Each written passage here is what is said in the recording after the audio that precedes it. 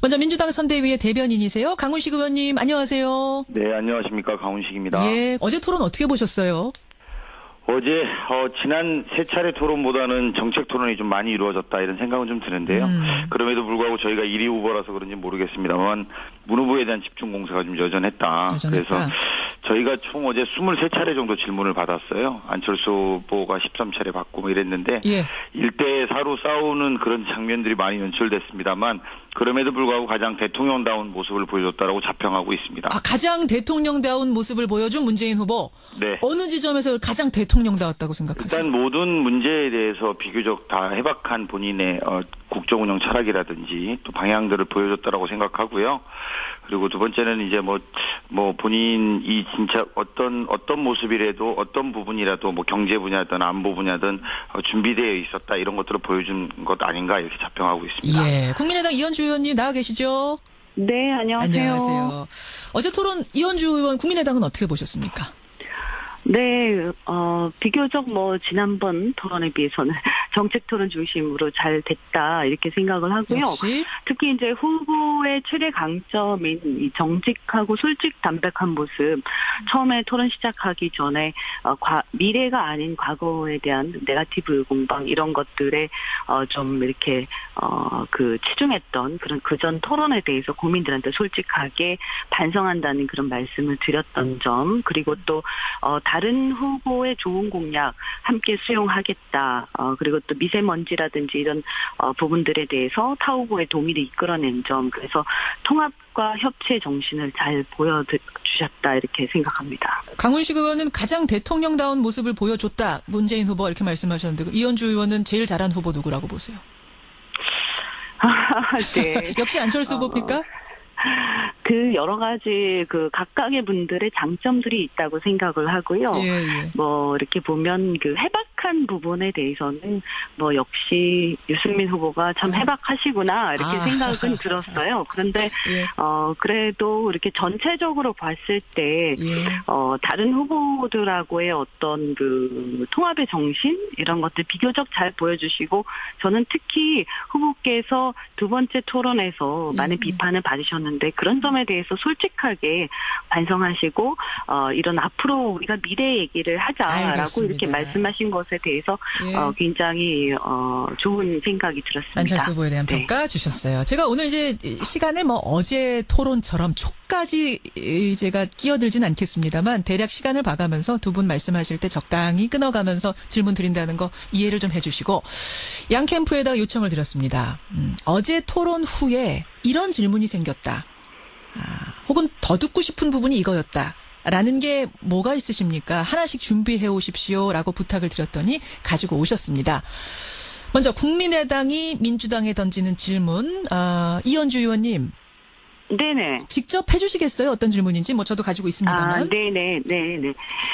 어제 공약 중에서요. 문 후보 공약 중에서 사실 대표적인 핵심 공약이라고 할 수 있는 게 81만 개의 공공일자리 창출인데요. 일자리 창출? 네네. 그것에 대해서 증세 없이 매년 4조 2천억이면 충분하다 이렇게 얘기를 했는데 사실은 증세 없이 이것이 계산을 해보면 월급 40여만 원짜리 일자리거든요. 그래서 그렇게 할 바에는 차라리 청년 지원금을 주던가 해야지 이게 어떻게 말이 되는 거냐. 월급 40만 원짜리. 그리고 이것에 대한 설명이 굉장히 부족했고 또 재원을 그럼 설사 그렇다 하더라도 그 재원은 어떻게 마련할 것인가라고 했을 때 이 회피를 하시면서 정책본부장에게 물어봐라 이렇게 말씀하셨어요. 근데 이런 핵심 공약에 대해서 충분하게 이해를 못하고 설명 못한 것도 굉장히 실망스러웠지만 또 그렇다고 해서 그럼 솔직하게 말씀하시지 않고 정책본부장에게 물어보라 이러면서 회피하고 이런 태도는 굉장히 무책임하고 또 한편으로는 이게 좀 고압적인 그런 태도들이 보였습니다. 그래서 굉장히 놀랐는데요. 여기에 대해서 좀 설명을 해주셨으면 좋겠습니다. 유승민 후보의 지적이었죠. 일자리 81만 개에 대한 재원 문제 지적을 하자. 문재인 후보가 우리 정책본부장하고 토론하시는 게 좋겠다. 이 정도 하고 얘기 돌리자. 이렇게 말씀을 하셨던 부분. 네, 저도 예. 네, 그 내용에 대해서는 평소에도 굉장히 이해가 잘 안 되는 부분이 많았거든요. 네. 민주당의 답변 듣겠습니다. 강훈식 의원님. 예, 이현주 의원님 우리 워낙에 경제 분야에 해박한 의원님이시라서 말씀이 조심스럽긴 합니다만 차분하게 말씀드려 보겠습니다. 예. 사실 어제 이제 유승민 후보가 매번 토론회 때마다 이 일자리 재원 관련돼서 많이 질의를 거듭해서 했습니다. 예, 예. 아시겠습니다만 이게 뭐 재원 마련 방안이라든지 또 신규 창출 방안, 또 전환직, 공공근로 이런 것들을 다 답변하다 보면 짧은 시간 안에 할 수 없다 보니까 또 이전에도 계속 같은 질문들을 해왔기 때문에 아마 그랬던 것 같은데요. 몇 가지 이제 방금 우리 이현주 의원님께서 말씀하신 것도 팩트가 좀 다른 것은 80만 개 일자리를 모두 다 81만 개 일자리를 모두 다 공공 분야에서 다 만든다는 건 아니거든요. 그러니까 공무원이 17만 개고 나머지는 공공 분야의 일자리로 만들겠다는 겁니다. 예, 예. 그래서 이제 40만 원이다 이런 지적들은 좀 틀리고요. 어제 유승민 의원이 이야기 실제로 하셨습니다만 그 팩트 체커가 바로 그 실시간으로 어제 그 온라인에서 또 떴습니다만 17만 개 일자리에 대한 재원도 뭐 4조 5천억 드는데 이게 좀 틀린 거 아니냐 이런 게 있었습니다만 어제 그런 팩트 체크가 실시간되면서 유승민 의원의 질문이 뭐 그 어제 구급 초봉을 따져도 그 계산이 맞지 않는다 이러셨는데 실제로 그렇지 않거든요. 계산해보면 아시겠습니다만 이게 7급으로 저희가 상정을 해서 예. 연간 1년에 3만 4천 명씩 순차적으로 늘려나간다라는 것을 전제로 5회째 되면 누계가 17만 명 정도 된다라는 이야기입니다. 그래서 이게 3천만 원씩 평균 잡았을 때 15조 3천억 정도라는 돈이 나오고요. 그 나머지 부분은 공공 분야에 4조를 추가해서 보태서 이제 일자리를 만든다는 그런 설명을 하다 보니까 예. 근데 이런 것들을 이렇게 지금 제가 방송 중에도 장황하게 설명을 하면 실제로 1분 30초 안에서 다 설명하기 어려운데 계속 설명하다 보니까 이제 후보께서는 더 이상 이 문제에 대해서 논의하지 말고 좀 구체적인 상황은 좀 실무자들하고 같이 이야기했으면 좋겠다 이렇게 좀 표현하셨는데요. 그런 부분에 좀 사실 뭐 아쉬운 점도 있습니다. 왜냐하면 TV 토론 시간이 한계가 있고 이러다 보니까 세부 수치에 대해서 세세한 계산까지 설명도 드린다고 해도 많은 국민들이 또 이해하는 데 도움이 되지 못하는 부분도 있어서 알겠습니다. 그렇게 설명드렸다고 말씀드립니다. 이현주 의원님 이 답변에 대해서 어떻게 생각하세요? 네, 그 공무원이 17만 개고 나머지는 공공부문 일자리다. 즉 64만 개는 공공부문의 일자리를 의미하는 것이기 때문에 17만 개만 가지고 재원에 대해서 얘기를 하면 된다. 이 말씀을 하셨어요. 그런데 이제 국민들이 볼 때는 81만 개 공공 일자리 이러면 81만 개를 창출하겠다 이렇게 듣게 되고요. 그렇다면 17만 개 공무원 일자리 이렇게 말씀하시는 게 저는 정확한 얘기다. 그 17만 개에 대한 재원 문제는 좀 이따 제가 말씀드리겠지만 그리고 이 공공부문의 일자리 64만 개에 대해서 그 공공부문은 그냥 돈이 나오는 게 아닙니다. 그래서 우리나라의 이 공공부문 여러 가지 공공기관이라든지 이런 데 상황이 좋지가 않거든요. 근데 이거는 뭐 어떻게 64만 개 일자리를 갑자기 만들겠다는 것인지 이해를 할 수가 없고요. 그리고 17만 개에 대해서도 제가 정확한 계산은 확인해 보셨으면 하는 생각이 들고요.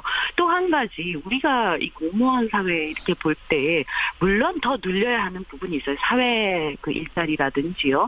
그렇지만 또 실제로 굉장히 비효율적이고 줄여야 하는 분야도 분명히 있습니다. 국민들이 보실 때.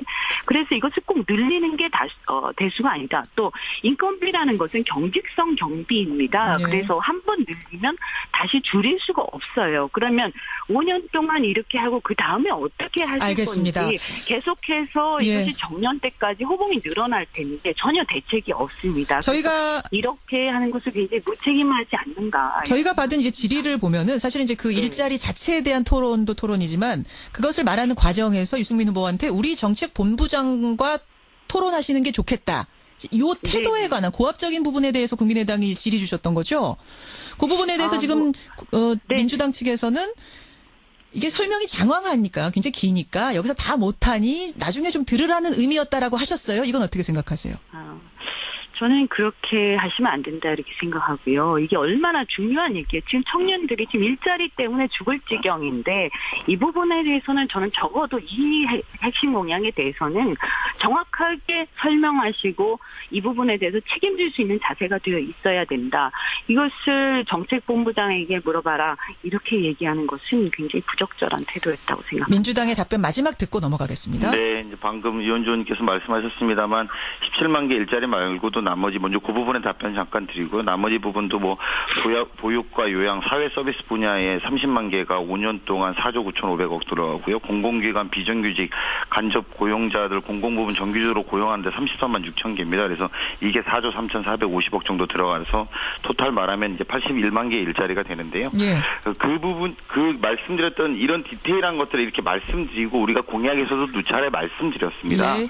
이제 그럼에도 불구하고 계속 반복되는 토론에서 조금 더 토론이 좀 진일보되고 좀 더 나아지는 토론이 돼야 되는데 계속 도돌이표 치면서 마치 구체성이 부족하다라든지 마치 준비되지 않았다라는 부분들을 부각시키기 위해서 물론 토론의 전술상 유승민 후보가 그러실 수 있었을 거라고 봅니다만 그럼에도 불구하고 이것들은 진정성을 갖고 좀 더 구체적이고 좀 더 나은 대안을 갖고 접근해야 되는데 그런 부분이 못해서 아쉽다라는 부분을 우리 문재인 후보께서 지적하신 걸로 그렇게 이해해 주시면 감사하겠습니다. 고압이었다 혹은 오만했다 이런 표현은 적절치 않다고 보시는 거예요? 네, 적절하지 않다고 생각합니다. 알겠습니다. 국민의당이 민주당에 던지는 질문이었고 이번에는 민주당의 강훈식 의원이 이제 안철수 후보에게 국민의당에게 토론 후에 꼭 묻고 싶었던 질문 해주시죠. 네, 그 어제 잠깐 토론이 있었는데 사실은 이제 이현주 의원께서 얼마 전까지 우리 당에 같이 계셔서 이 질문이 적절한 질문인지 잘 모르겠습니다만 어쨌든 오늘 안철수 후보를 대신해서 나오셨으니까 말씀을 좀 드리면 예. 이 5차 핵실험 이후에 이런 변화가 있었기 때문에 사드에 대한 입장을 찬성해서 반대로 이렇게 바꿨다. 이런 반대에서 찬성으로 바꿨다라는 입장 변화에 대한 설명을 지금까지 계속해서 5차 핵실험 이후에 그렇게 바뀌었다라고 말씀을 하셨어요. 5차 핵실험 후에 안철수 후보는 그때 이제 바꾼 것이다. 유연하게 이렇게 설명하셨죠. 이제 주장을 하셨는데 어제 이제 문재인 후보가 토론 과정에 그렇게 질문합니다. 5차 핵실험 이후에도 사드 배치에 반대하지 않았냐. 그런데 5차 핵실험 때문에 바꿨다라는 것이냐. 그랬더니 그런 큰 변화가 있었기 때문에 그랬다는데 사실은 앞뒤가 좀 안 맞는 말씀을 하셨어요. 사드 배치에 대해서 강행을 중단하자는 입장을 우리 이현주 의원께서도 사실은 같은 당에 있을 때는 그런 입장이셨는데 그런 부분에 대한 어제 안철수 후보에 대한 답변 좀 부족하다는 생각이 많이 들었고 그것을 묻고 싶은 이유는 정책의 일관성, 특히 외교나 안보 문제의 일관성은 굉장히 중요한 문제인데 그런 것들을 그렇게 특별한 계기가 없는데도 불구하고 마치 5차 핵실험 때문에 바꿨다라고 하는 그 논리가 잘 설명되지 않아서 그 부분에 대한 설명을 좀 요청드렸습니다. 국민의당 이현주 의원님 답변 주십시오. 네, 먼저 제 말씀을 하시니까 그 부분만 간단하게 먼저 말씀드리면 제가 민주당에 있을 때도 누누이 제가 의총 때 지적을 했습니다. 수권 정당이라면 이 사드 배치 문제에 대해서 좀 더 이렇게 신중한 접근이 필요하고 책임 있는 얘기를 해야 되는 것이 아닌가. 그래서 그렇게 애매모호하고 사드 배치를 마치 반대하는 듯한 그런 것은 저는 문제가 있다고 생각한다라고 의총 때도 말씀을 드렸고요. 예. 이 북한의 5차 핵실험 문제에 대해서는 민주당 쪽에서 북한의 그 사드 배치가 반대를 하다가 그 이후에 아무런 사정 변경이 없는데 왜 입장을 바꿨냐라고 얘기를 하시니까 그것에 대해서 그 이후에 사정 변경이 없는 게 아니고 북한의 5차 핵실험을 비롯해서 많은 변경이 있었다라고 설명을 드린 것이고요. 이 사드 배치와 관련해서는 배치 이전에는 반대를 했던 것으로 알고 있습니다. 그렇지만 이 5차 핵실험 이후에 보면 북의 위기 고조에 따른 어떤 국제관계에서의 전략적 필요, 사드 배치를 비롯해서 많은 전략적 필요에 대한 공감대가 굉장히 높아진 것이 사실이고요.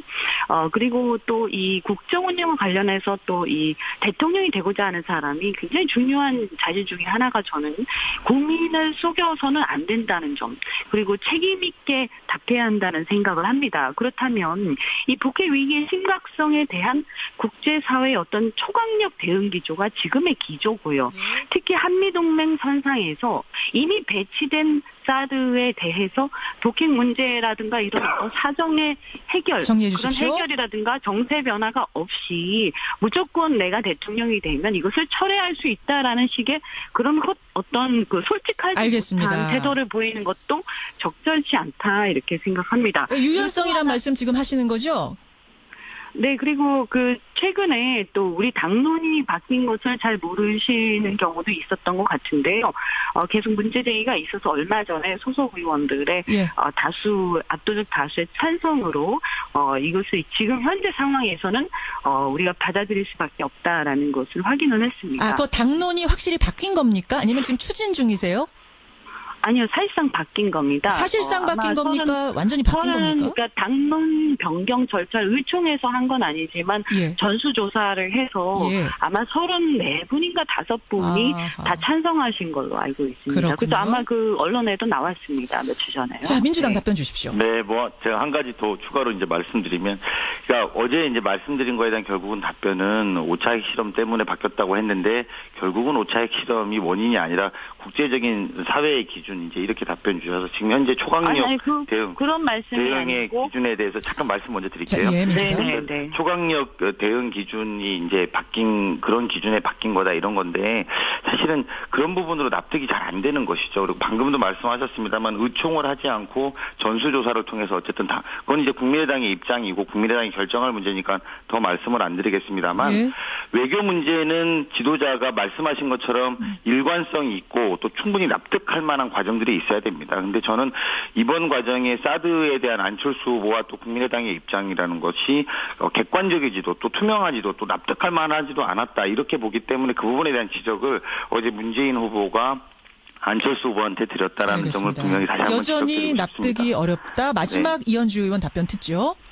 네, 이것이 북한의 5차 핵실험 때문이냐 아니냐 이렇게 단순화시켜서 얘기하는 것은 굉장히 무의미한 얘기라고 생각을 하고요. 5차 핵실험부터 해서 계속되는 어떤 변화에 대한 대응인 것입니다. 그리고 저는 이렇게 생각을 하는데요.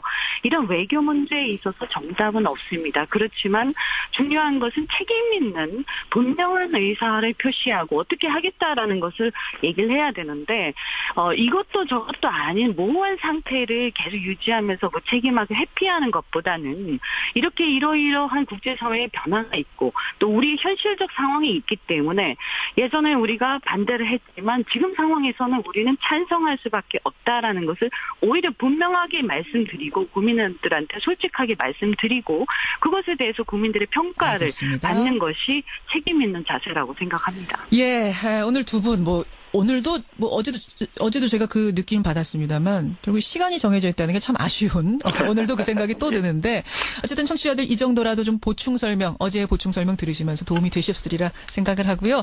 두 분 고생하셨습니다. 네, 고맙습니다. 네, 고맙습니다. 민주당 선대위의 대변인 강훈식 의원 그리고 국민의당 선대위의 뉴미디어 본부장이세요. 이현주 의원이었습니다.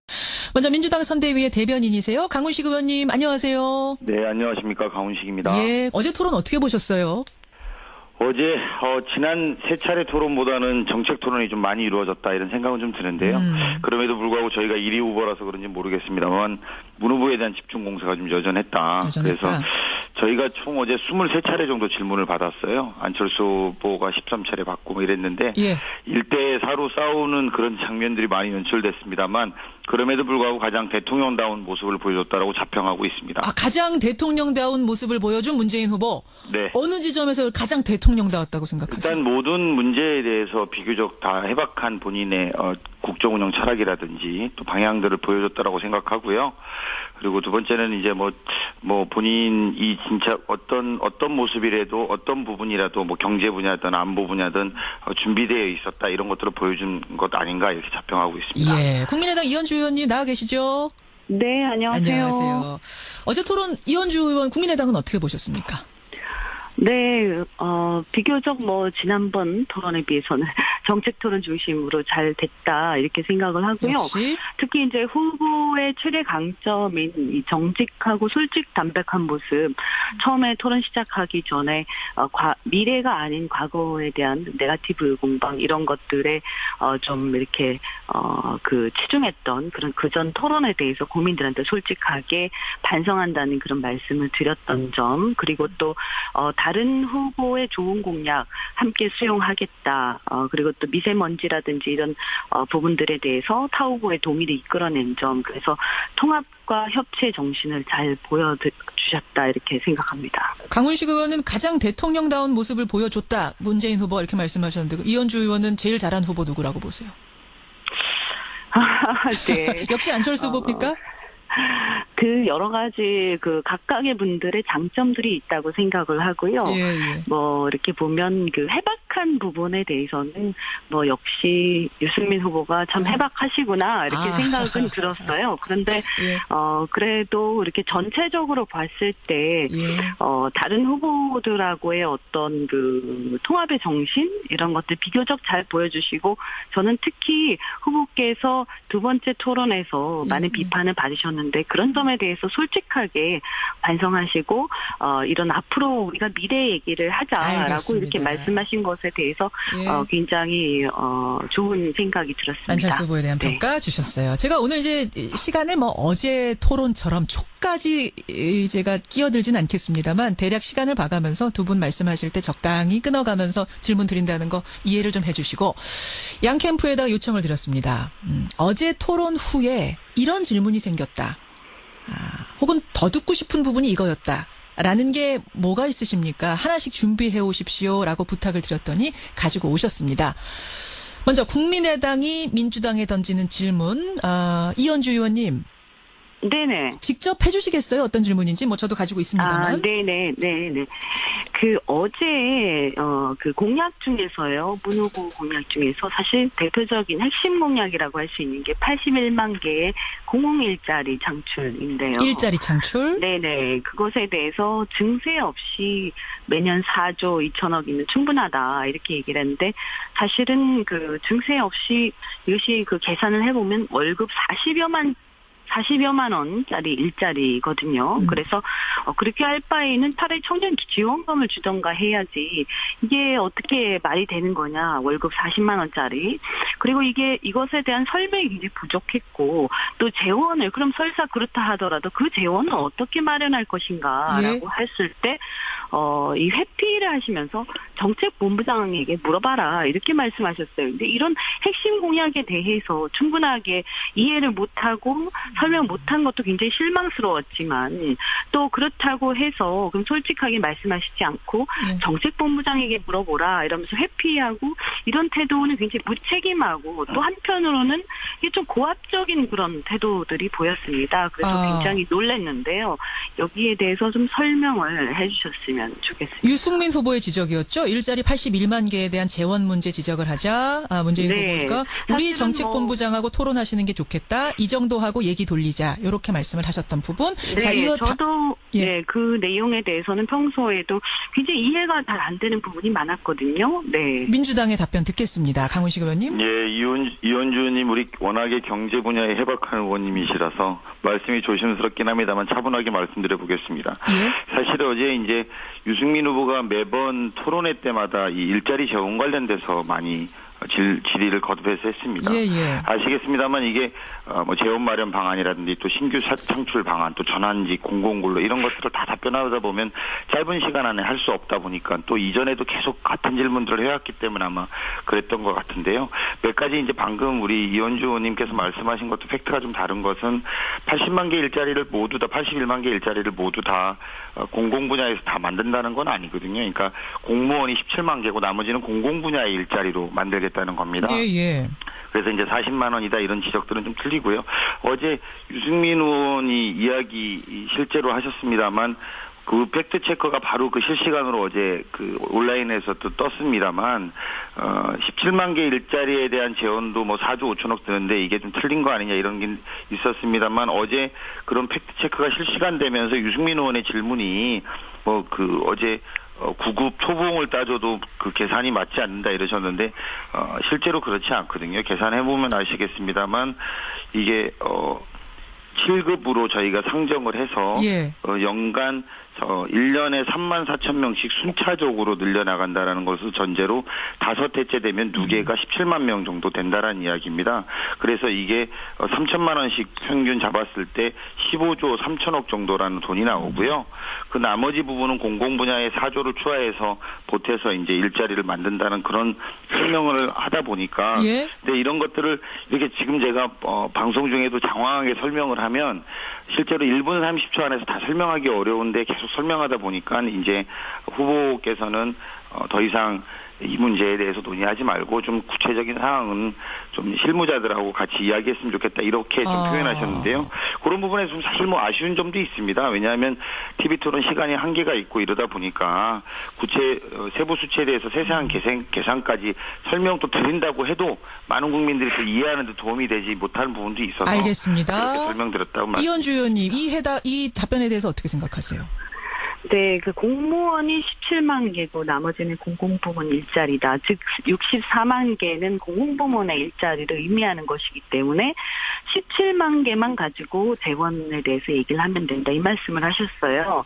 그런데 이제 국민들이 볼 때는 81만 개 공공 일자리 이러면 81만 개를 창출하겠다 이렇게 듣게 되고요. 그렇다면 17만 개 공무원 일자리 이렇게 말씀하시는 게 저는 정확한 얘기다. 그 17만 개에 대한 재원 문제는 좀 이따 제가 말씀드리겠지만 그리고 이 공공부문의 일자리 64만 개에 대해서 그 공공부문은 그냥 돈이 나오는 게 아닙니다. 그래서 우리나라의 이 공공부문 여러 가지 공공기관이라든지 이런 데 상황이 좋지가 않거든요. 근데 이거는 뭐 어떻게 64만 개 일자리를 갑자기 만들겠다는 것인지 이해를 할 수가 없고요. 그리고 17만 개에 대해서도 제가 정확한 계산은 이현주 의원은 제일 잘한 후보 누구라고 보세요? 네. 역시 안철수 후보입니까?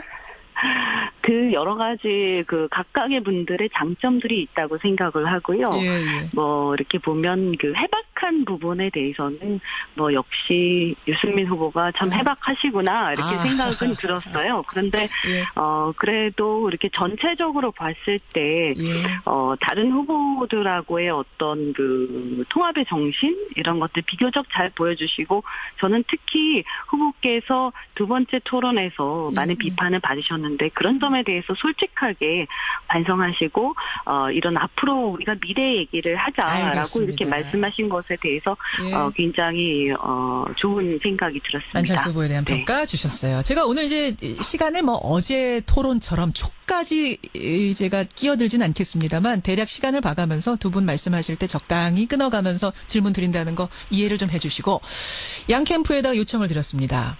어제 토론 후에 이런 질문이 생겼다. 혹은 더 듣고 싶은 부분이 이거였다. 라는 게 뭐가 있으십니까? 하나씩 준비해 오십시오라고 부탁을 드렸더니 가지고 오셨습니다. 먼저 국민의당이 민주당에 던지는 질문. 이현주 의원님. 네네. 직접 해주시겠어요? 어떤 질문인지 뭐 저도 가지고 있습니다만. 네네.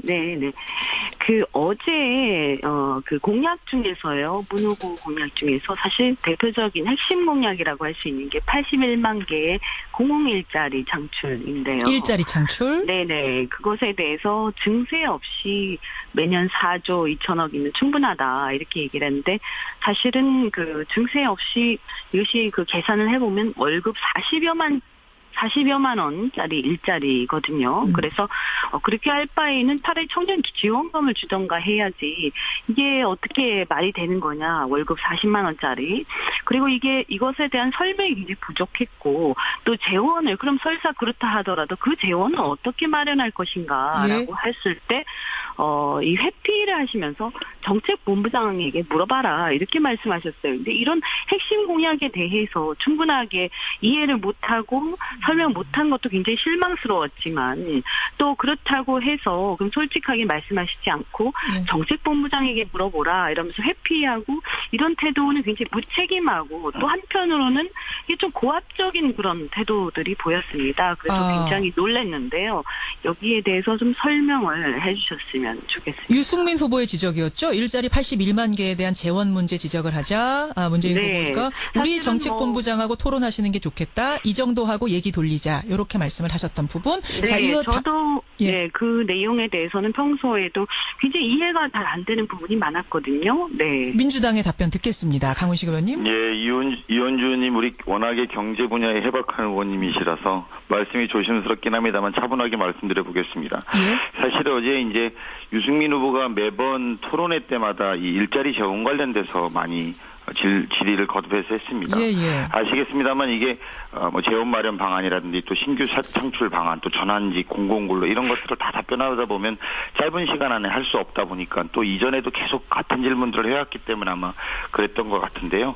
몇 가지 이제 방금 우리 이현주 의원님께서 말씀하신 것도 팩트가 좀 다른 것은 80만 개 일자리를 모두 다 81만 개 일자리를 모두 다 공공 분야에서 다 만든다는 건 아니거든요. 그러니까 공무원이 17만 개고 나머지는 공공 분야의 일자리로 만들겠다는 겁니다. 예. 그래서 이제 40만 원이다 이런 지적들은 좀 틀리고요. 어제 유승민 의원이 이야기 실제로 하셨습니다만 그 팩트 체크가 바로 그 실시간으로 어제 그 온라인에서 또 떴습니다만 17만 개 일자리에 대한 재원도 뭐 4조 5천억 드는데 이게 좀 틀린 거 아니냐 이런 게 있었습니다만 어제 그런 팩트 체크가 실시간되면서 유승민 의원의 질문이 뭐 그 어제 9급 초봉을 따져도 그 계산이 맞지 않는다 이러셨는데 실제로 그렇지 않거든요. 계산해보면 아시겠습니다만 이게 7급으로 저희가 상정을 해서 연간 1년에 3만 4천 명씩 순차적으로 늘려나간다라는 것을 전제로 5회째 되면 누계가 17만 명 정도 된다라는 이야기입니다. 그래서 이게 3천만 원씩 평균 잡았을 때 15조 3천억 정도라는 돈이 나오고요. 그 나머지 부분은 공공 분야에 4조를 추가해서 보태서 이제 일자리를 만든다는 그런 설명을 하다 보니까 근데 이런 것들을 이렇게 지금 제가 방송 중에도 장황하게 설명을 하면 실제로 1분 30초 안에서 다 설명하기 어려운데 계속 설명하다 보니까 이제 후보께서는 더 이상 이 문제에 대해서 논의하지 말고 좀 구체적인 상황은 좀 실무자들하고 같이 이야기했으면 좋겠다 이렇게 좀 표현하셨는데요. 그런 부분에서 좀 사실 뭐 아쉬운 점도 있습니다. 왜냐하면 TV 토론 시간이 한계가 있고 이러다 보니까 세부 수치에 대해서 세세한 계산까지 설명도 드린다고 해도 많은 국민들이 또 이해하는 데 도움이 되지 못하는 부분도 있어서 알겠습니다. 그렇게 설명드렸다고 말씀드립니다. 이현주 의원님 이 답변에 대해서 어떻게 생각하세요? 네, 그 공무원이 17만 개고 나머지는 공공부문 일자리다. 즉 64만 개는 공공부문의 일자리를 의미하는 것이기 때문에 17만 개만 가지고 재원에 대해서 얘기를 하면 된다. 이 말씀을 하셨어요. 그런데 이제 국민들이 볼 때는 81만 개 공공 일자리 이러면 81만 개를 먼저 민주당 선대위의 대변인이세요. 강훈식 의원님 안녕하세요. 네, 안녕하십니까. 강훈식입니다. 예, 어제 토론 어떻게 보셨어요? 어제 지난 세 차례 토론보다는 정책 토론이 좀 많이 이루어졌다 이런 생각은 좀 드는데요. 그럼에도 불구하고 저희가 1위 후보라서 그런지 모르겠습니다만 문 후보에 대한 집중 공세가 좀 여전했다. 그래서 저희가 총 어제 23차례 정도 질문을 받았어요. 안철수 후보가 13차례 받고 뭐 이랬는데 1대4로 싸우는 그런 장면들이 많이 연출됐습니다만 그럼에도 불구하고 가장 대통령다운 모습을 보여줬다라고 자평하고 있습니다. 가장 대통령다운 모습을 보여준 문재인 후보. 네. 어느 지점에서 가장 대통령다웠다고 생각하세요? 일단 모든 문제에 대해서 비교적 다 해박한 본인의 국정운영 철학이라든지 또 방향들을 보여줬다라고 생각하고요. 그리고 두 번째는 이제 뭐 본인이 진짜 어떤 모습이라도 어떤 부분이라도 뭐 경제 분야든 안보 분야든 준비되어 있었다 이런 것들을 보여준 것 아닌가 이렇게 자평하고 있습니다. 예, 국민의당 이현주 의원님 나와 계시죠? 네, 안녕하세요. 어제 토론 이현주 의원 국민의당은 어떻게 보셨습니까? 네, 비교적 지난번 토론에 비해서는 정책 토론 중심으로 잘 됐다, 이렇게 생각을 하고요. 역시? 특히 이제 후보의 최대 강점인 이 정직하고 솔직 담백한 모습, 처음에 토론 시작하기 전에, 미래가 아닌 과거에 대한 네거티브 공방, 이런 것들에, 좀 이렇게, 치중했던 그런 그전 토론에 대해서 국민들한테 솔직하게 반성한다는 그런 말씀을 드렸던 점, 그리고 또, 다른 후보의 좋은 공약 함께 수용하겠다. 그리고 또 미세먼지라든지 이런 부분들에 대해서 타후보의 동의를 이끌어낸 점, 그래서 통합과 협치의 정신을 잘 보여주셨다 이렇게 생각합니다. 강훈식 의원은 가장 대통령다운 모습을 보여줬다. 문재인 후보 이렇게 말씀하셨는데. 호출하겠다 이렇게 듣게 되고요. 그렇다면 17만 개 공무원 일자리 이렇게 말씀하시기 저는 정확한 얘기다. 그 17만 개에 대한 재원 문제는 좀 이따 제가 말씀드리겠지만, 그리고 이 공공부문의 일자리 64만 개에 대해서 그 공공부문은 그냥 돈이 나오는 게 아닙니다. 그래서 우리나라의 이 공공부문 여러 가지 공공기관이라든지 이런 데 상황이 좋지가 않거든요. 근데 이거는 뭐 어떻게 64만 개 일자리를 갑자기 만들겠다는 것인지 이해를 할 수가 없고요. 그리고 17만 개에 대해서도 제가 정확한 계산은 확인해 보셨으면 하는 생각이 들고요. 또 한 가지 우리가 이 공무원 사회 이렇게 볼 때 물론 더 늘려야 하는 부분이 있어요. 사회 그 일자리라든지요. 그렇지만 또 실제로 굉장히 비효율적이고 줄여야 하는 분야도 분명히 있습니다. 국민들이 보실 때. 그래서 이것을 꼭 늘리는 게 대수가 아니다. 또 인건비라는 것은 경직성 경비입니다. 그래서 한 번 늘리면 다시 줄일 수가 없어요. 그러면 5년 동안 이렇게 하고 그 다음에 어떻게 하실 알겠습니다. 건지 계속해서 이것이 정년 때까지 호봉이 늘어날 텐데 전혀 대책이 없습니다. 저희가 이렇게 하는 것을 굉장히 무책임하지 않는가. 저희가 받은 이제 질의를 보면은 사실은 이제 그 일자리 자체에 대한 토론도 토론이지만 그것을 말하는 과정에서 유승민 후보한테 우리 정책본부장과 토론하시는 게 좋겠다. 이 태도에 관한 고압적인 부분에 대해서 국민의당이 질의 주셨던 거죠. 그 부분에 대해서 지금 민주당 측에서는 이게 설명이 장황하니까 굉장히 기니까 여기서 다 못하니 나중에 좀 들으라는 의미였다라고 하셨어요. 이건 어떻게 생각하세요? 저는 그렇게 하시면 안 된다 이렇게 생각하고요. 이게 얼마나 중요한 얘기예요. 지금 청년들이 지금 일자리 때문에 죽을 지경인데 이 부분에 대해서는 저는 적어도 이 핵심 공약에 대해서는 정확하게 설명